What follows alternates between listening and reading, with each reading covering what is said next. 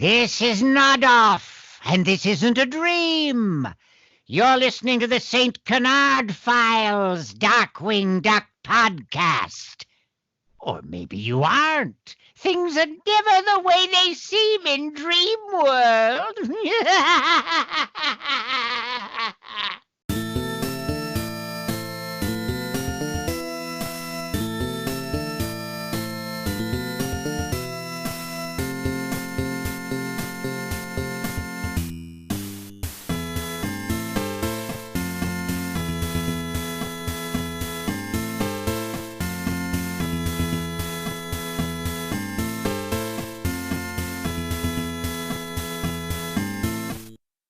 Duckthulu F'sure.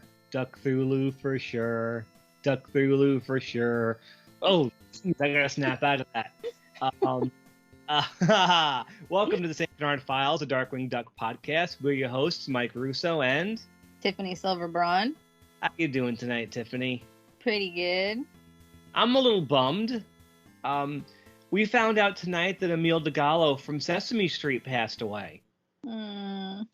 Oh, I know. I don't know if Sesame Street was a big part of a lot of our listeners' childhoods. I know a lot of them are younger than we are, but it was definitely a part of mine. How about you? Yeah, me too. Definitely. I grew up watching it, and I think I watched it longer than I probably should have. Same here. But we are both not the Elmo generation. Let's be clear right now. Grover generation. Yep, Grover, Big Bird, Ernie and Bert, Jim Henson, Mr. Hooper dying, Snuffleupagus being imaginary. We were there for all of that. All the best Sesame Street stuff. But, it's kind of crazy that all the people, not the puppeteers, the people who are on Sesame Street, like almost all of them are still alive. This is the first time one of them has really passed away recently. So it really hits home how old a lot of them have gotten. They're not on the show anymore, and they haven't been since HBO picked it up. But it's still sad because he was like one of my earliest teachers, Mm-hmm. Before I went to school, all these guys, Luis, Bob, Maria, Gordon, they were my first teachers and like really some of my first friends growing up. Same here. Yeah. Like as an adult, I go back and like watch some of the specials like Christmas Eve on Sesame Street or Follow That Bird, which, we watch with Helena. And I see the people more than the Muppet characters. And I realize, man, these people meant a lot to me at one point. Yep. I think my first childhood crush might have been on Maria. Aww. I mean, I know this isn't really related to Darkwing Duck, but we've really exhausted most Darkwing Duck topics at this point.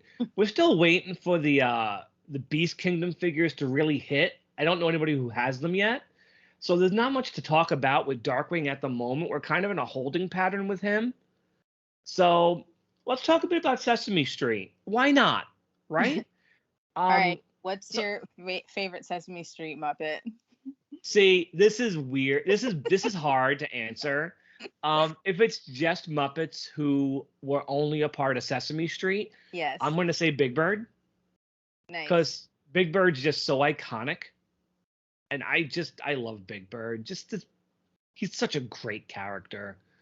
He's not all that great these days, but back in the 70s and 80s, Big Bird was just amazing.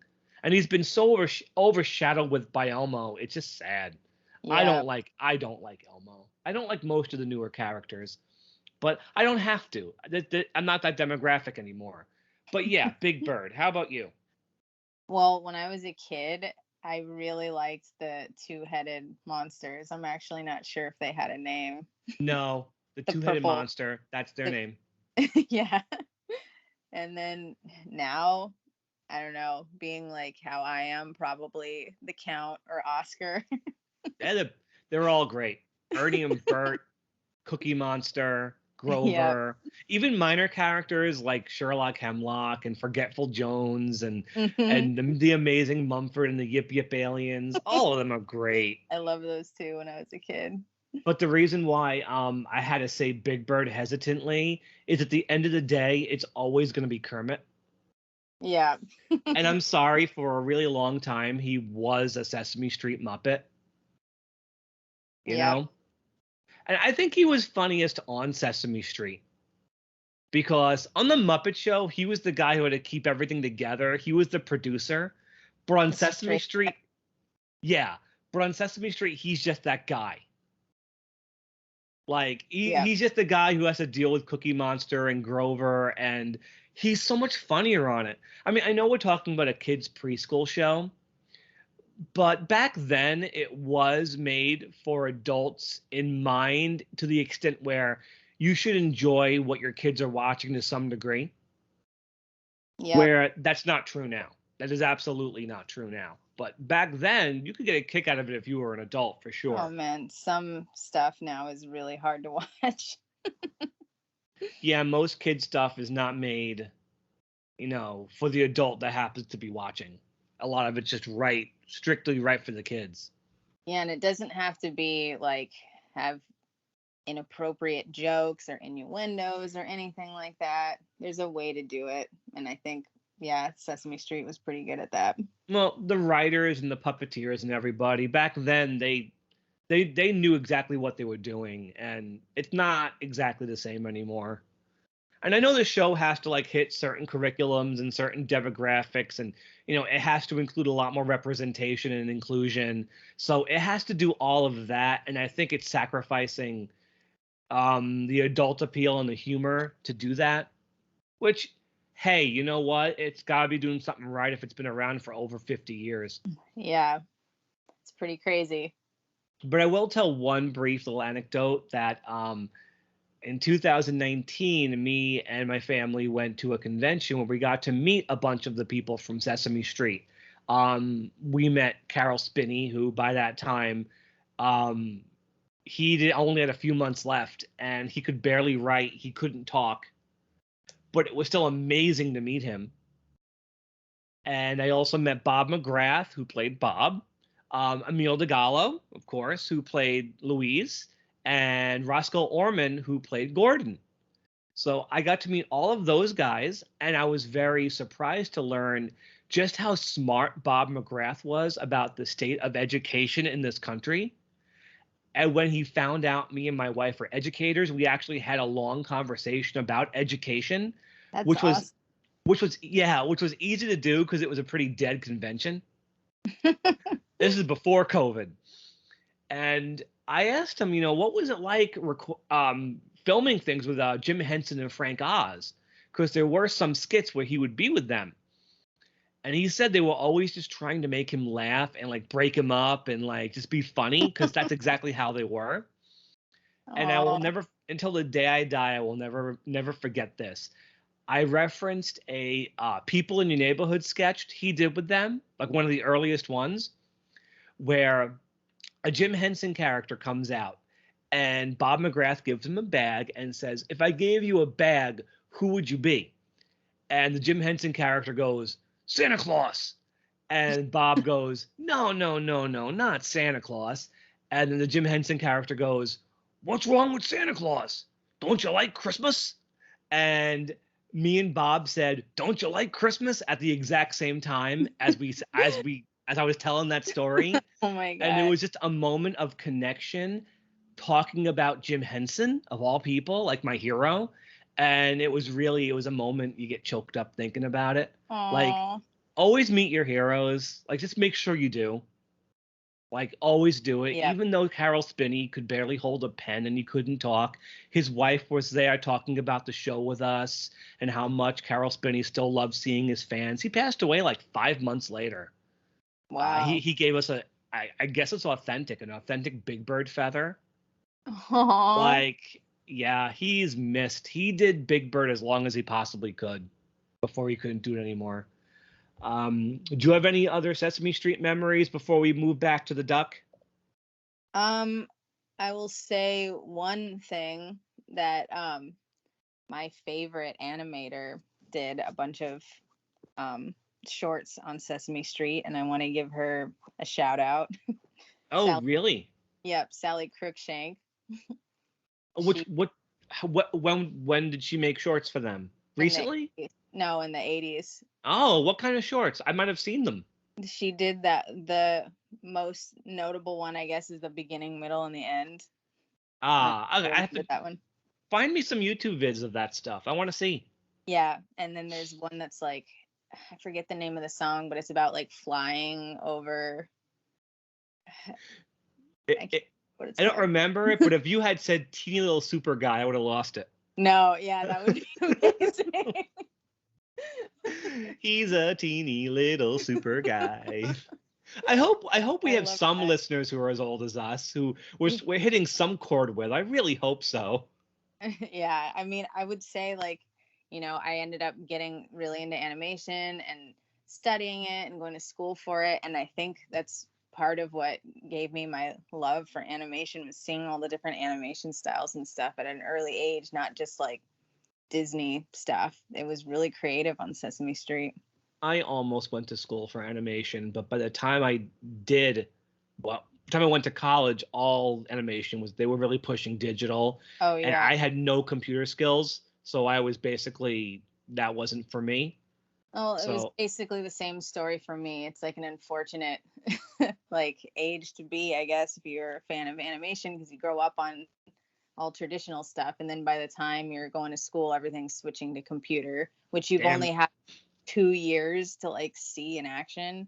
damn It's you, like Toy Story. felt, yeah, when you were a teenager. So it's like, Yeah. it was the same thing for me. I mean, I was like right at the end, I was learning traditional stuff, and then it's like why I gave up and went for illustration instead, was because I was like, I don't want to be doing computer animation.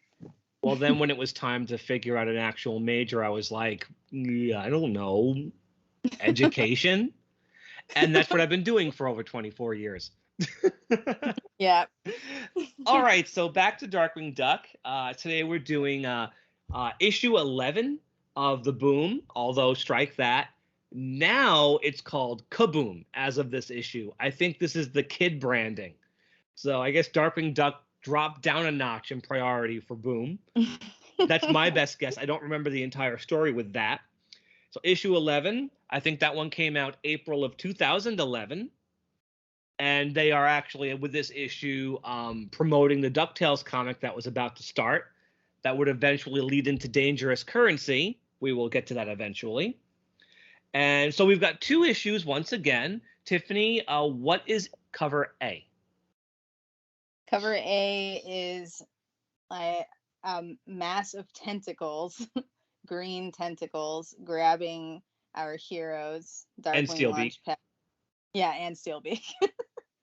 Darkwing Launchpad, Morgana, Goslin, and Honker, and Steelbeak, and Darkwing's front and center, and his face is being covered up by the tentacles. Yeah, his eyes are being wrapped up. Although two of the pattern on the tentacles kind of looks like his eyes. Yeah, totally. It's an okay cover. It's not very true to what actually happens in the story, like literally at all. But it's still cool. The color is up by Amy Meberson. But speaking of Amy Meberson, we'll move on to cover B. And what is cover B? Cover B is Goslin as the Quiverwing Quack jumping into action in front of a giant full moon and a cityscape with a very tired Arrow Kid behind her. With with really rosy cheeks. Yeah. Just extremely tired. Crooked glasses and everything.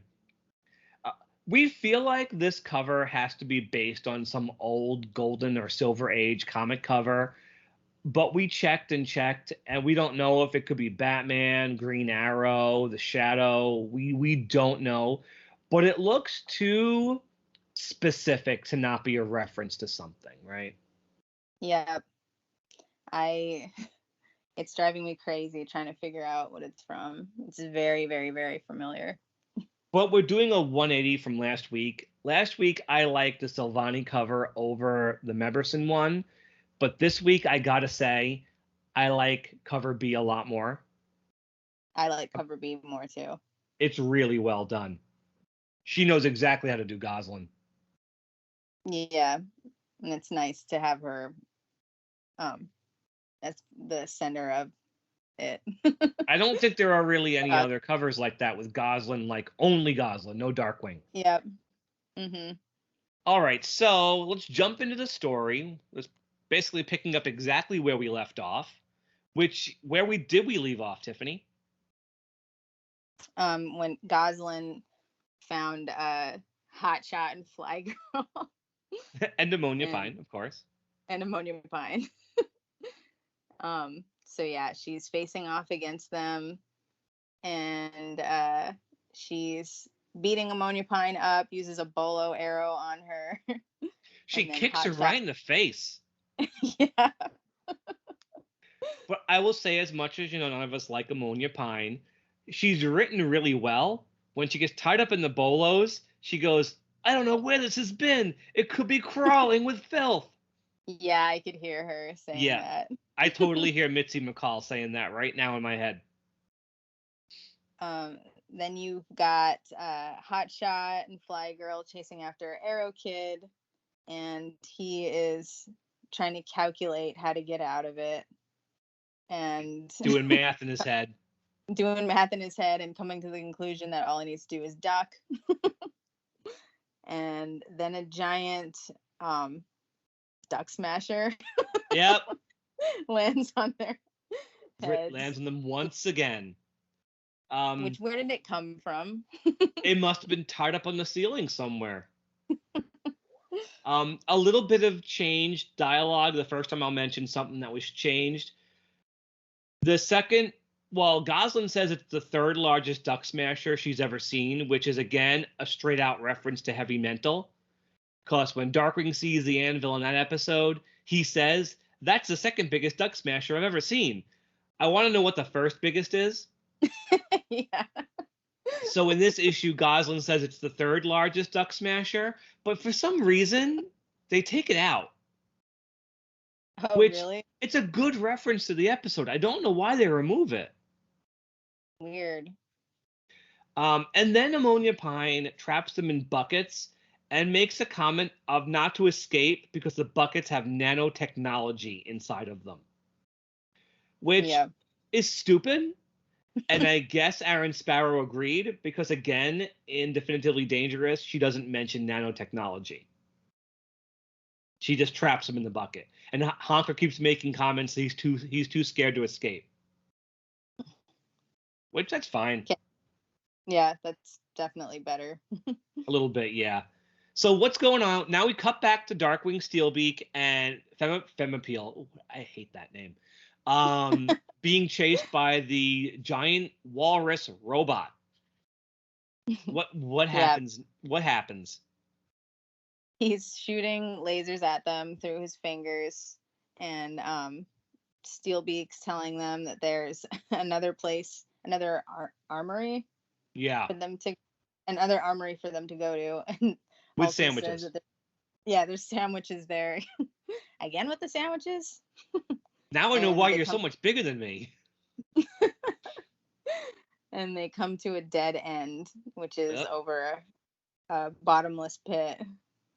Yeah, and Steelbeak just tries to fight the robot with a laser cufflink, a laser cell phone, and then a shoe. Tosses a shoe at the robot, which does nothing. And then the robot uses his laser eyes to freeze Ray, Steelbeak, and Femapeel. And Darkwing weirdly gets jealous of this. He goes, "I'm not good enough for a freeze beam?" Which he doesn't say in Definitively Dangerous. He makes some other comment. He doesn't get jealous. But then the robot starts using Steelbeak and Fem as weapons since they're frozen. I guess they're hard as a rock now, and they could be used as weapons. And then Darkwing and the robot have a sword battle with Steelbeak and Femapeel as the swords. That's funny. and not too much of a surprise, Definitively Dangerous makes a whole bunch of lightsaber references. Which, between this issue and the collection, what changed with Star Wars? right? Wait, say that again? What happened to Star Wars between 2011 and 2016? Yeah. So of course he's making lightsaber references here in that Yeah. version of it. So Darkwing swings Steelbeak, because he's the one holding Steelbeak, hits F.O.W.L out of the robot's hands, and she falls off the cliff. So then what does Darkwing do with Steelbeak? So then he takes Steelbeak and he smashes him into the robot, and it short circuits him, and it also awakens Steelbeak from being frozen. Can you read exactly what Steelbeak says when Darkwing checks on him? He says, "Ma, that you? I will watch my language. Buster told me to." Please tell me you know the reference to that. I don't. No, you don't? Okay, No. so first of all, 2 words, Tiny Toons. That's what I was guessing because of just because of Buster, and then I was like, no, I don't remember that at all. Well, there was a cartoon called To Bleep or Not to Bleep. I think that's the title of it. And the character Foulmouth, who was kind of a Foghorn Leghorn proxy, had a swearing problem, and Shirley the Loon would not go out with him. So he goes to Buster and asks for Buster's help to stop his swearing problem. So the cartoon is Buster trying to teach this character how to stop cursing. But here's the thing. Why would Steelbeak reference this? So, Tiffany, who voiced Steelbeak? Rob Paulson. Rob Paulson also voiced Foulmouth in the exact same voice. Oh, that's awesome. And you want to hear something that's very surprising? This great reference is not in Definitively Dangerous. Instead, Steelbeak says he feels like he kissed the third rail, and now he knows what Megavolt's prom date feels like. Is that kind of dirty, or is that just me? Yeah. That's weird. So Darkwing wants to go after Femme. Steelbeak says, we can't go after her now. We have other things to do. Darkwing's like, oh, FOWL. Everybody thinks for himself. Everyone's selfish. And Steelbeak's like, hey, if you got a problem, we're going to the guys in charge. You can take it up with them. And then Darkwing says, can't wait. So off they go. Okay, so we cut back finally to Launchpad and Morgana. So here they're talking about Darkwing. Launchpad saying, no sign of DW. He could be in deep trouble. Or he went to that ski lodge we were at. Blah, blah, blah, blah, blah. I like the dialogue in Definitively Dangerous better because we catch Launchpad in the middle of a conversation where he says, so after he lost his amulet, he fell, and we never saw the guy again. Between him and Magica, you see why I don't like magical people, except you, of course. So he's referencing Murloc from the DuckTales movie. Yeah. Unlike the other changes here, I do like this change because it's a cool reference to go back to that. So what happens next, Tiffany? So Morgana is trying to see what's going on and says that Duckthulu is drawing closer. Launchpad says, how close? And they turn around and they see like a whole basically army of Duckthulu slaves saying Duckthulu for sure, Duckthulu for sure. I also notice Flit, the hummingbird on the bird bath on the top panel of this page. Oh, I missed that one. There he is. Not too many references in this issue.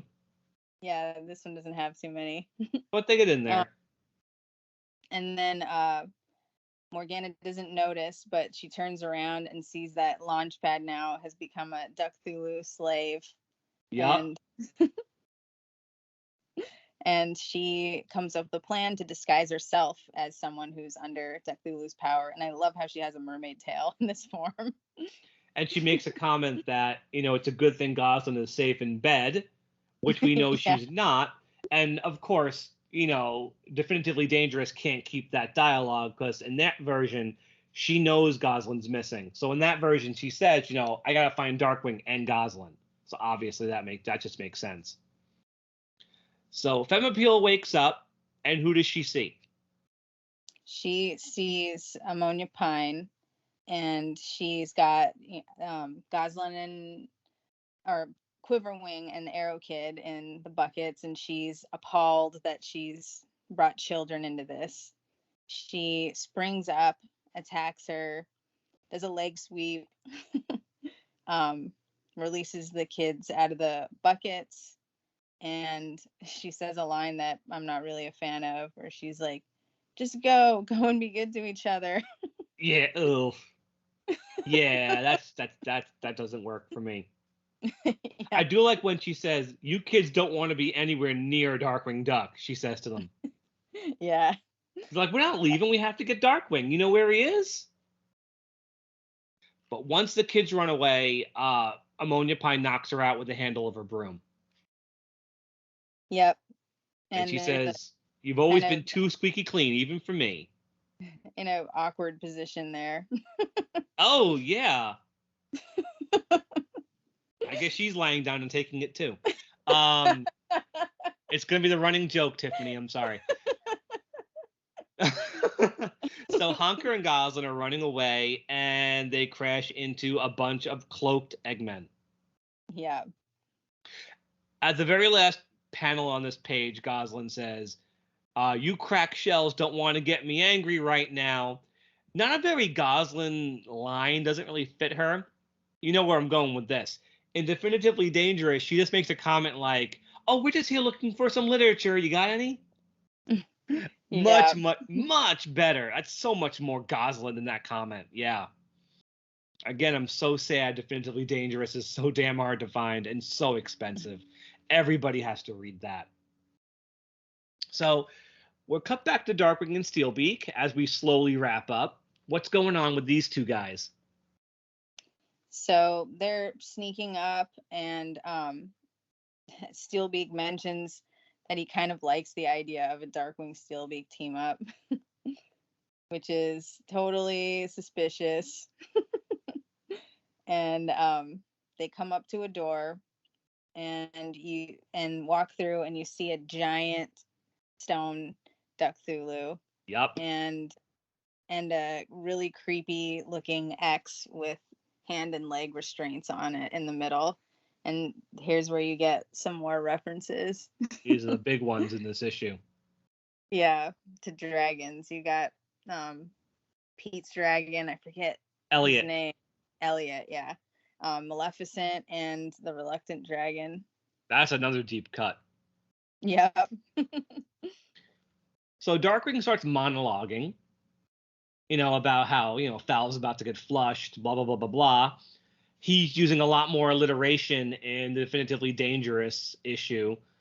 Oh, there's some more dragons here. There's Madame Mim. Yep. Mm-hmm. And I guess that's just the back of Elliot. But yeah, Madame Mim as a dragon is there. I just noticed that one. So Darkwing is talking and talking and talking, and then what happens? Gadunk. Gadunk. Yeah, good sound effect. He gets hit by the Winnie the Pooh stuffed animal that Steelbeak had earlier. And Steelbeak says, what does he say? He says, "Wow, who didn't see that twist coming? I mean, really?" Yeah, they added him saying, in Definitively Dangerous, he also says, "Well, that's all the alliteration I can stand." That's why I made a point to say he was doing a lot of alliteration in that version of it. But the drawing of Darkwing fallen over with the hat over his head and the giant swollen lump kind of coming out of his hat and the tongue sticking out. That's such a great drawing. Yeah. Like straight out of the cartoon. Very much straight out of the cartoon, yeah.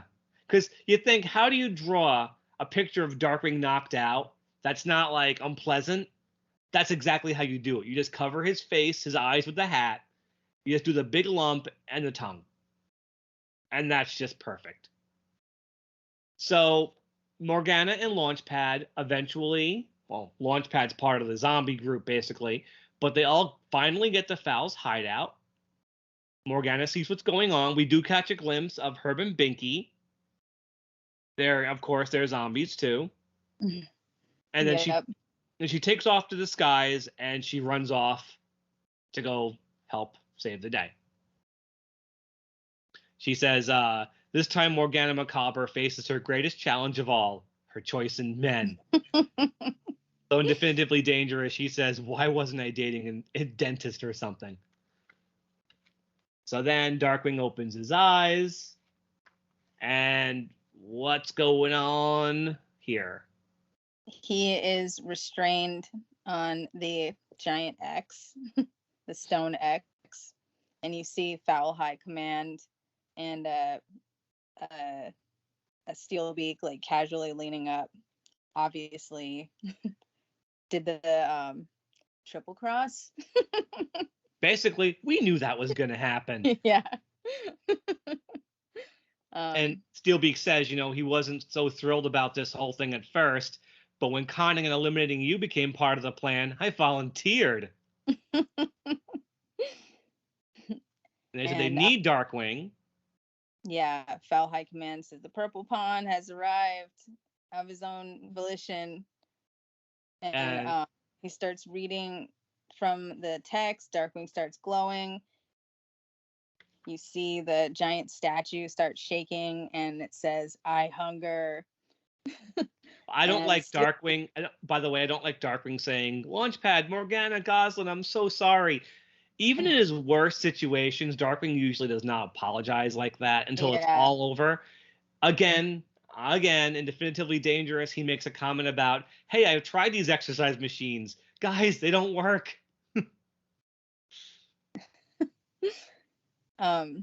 Then you get Steelbeak says, what have I done? And you see some regret in his face, and it says, Duckthulu rises, to be continued. Yeah, Duckthulu exists. He's real, and it's going to hit the fan. And that's it. That's the end of issue 11. End of part 3 of FOWL Disposition. What do you think of this one, Tiffany? I'm actually going to go a little bit higher on this one and do a 4. Okay, why is that? It actually has a lot of stuff happening unlike the last issue. And nice action sequences like with Goslin and Ammonia Pine. All the stuff with Goslin is good again. Yeah, not too much. I don't know, not too. There's a few dialogue things that are a little weird, but it's not super cringy or anything. So all right, I'll give this one a 3. It doesn't really do too much for me. I mean, 3 isn't a low score, but it's all right. I mean, a lot of it, I guess, is the hindsight, knowing I don't like issue 12 very much at all. So it's starting to get close to it. So I'm kind of feeling that at this point. I don't know. The first 2 story arcs were just so strong that this one kind of doesn't. It's just not hitting that height for me. Characters are monologuing too much a bit. It's just. It's all right. I mean, the art is as good as always. It really is. It's nice to see Goslin as Quiverwing. Hotshot and Flygirl are funny. That Tiny Toons reference is great. Too bad they took it out for Definitively Dangerous. And the Duck Smasher line, too. I caught that one. And it's all right. It's just it's a decent issue. So the 3 is as high as I really want to go with it, though. So since we'll probably rate Duckthulu in the next episode, do you want to rate Femappeal? Out of 5? Yeah. Maybe a 2.5. Why is that? She's not the worst, but at the same time, there's not much great about her. There is nothing put her down her. The middle. Yeah, I'm just gonna put her down the middle. I'm gonna give her a 2. Go a little bit lower. There is enough. I would say I don't hate her. There's some that like you just hate and are really annoying. So. Well, I don't hate her, but she leaves literally no impression. Like, there is nothing to her. She has no personality. I don't even know why she's there. She doesn't need to be there.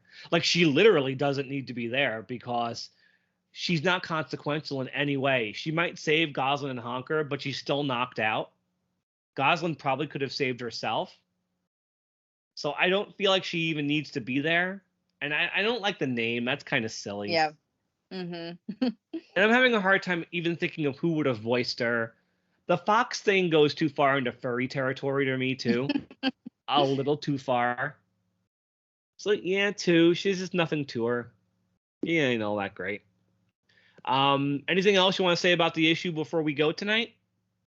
No, I think that's about it. All right, then.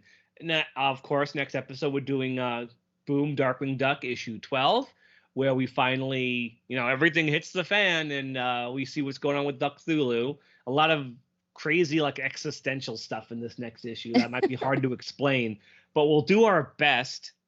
So until then, we are the St. Canard Files, a Darkwing Duck podcast. You can find us at all podcast apps: Stitcher, Spotify, Google, iTunes, Facebook, iHeartRadio, Pandora, Pocket Cast, Radio Public, or just go ahead and watch us on YouTube. If you do, subscribe, please. That helps. And Tiffany, before we go, where can fans find you? And is there anything you want to plug? I am on YouTube at Radioactivity. I'm on Instagram at Tiffany Silverbron and at Regurgitating Gertie. And I mean, I guess as a shout out, I just want to give a shout out to Sally Crookshank. You are going to have to send me some YouTube videos of her work. I'd like to see. Maybe I recognize some of it. Yeah. And once again, rest in peace to Luis himself, Emilio Delgado. And until then, until next week, we will see you guys later. Stay dangerous. Bye. Duckthulu F'sure.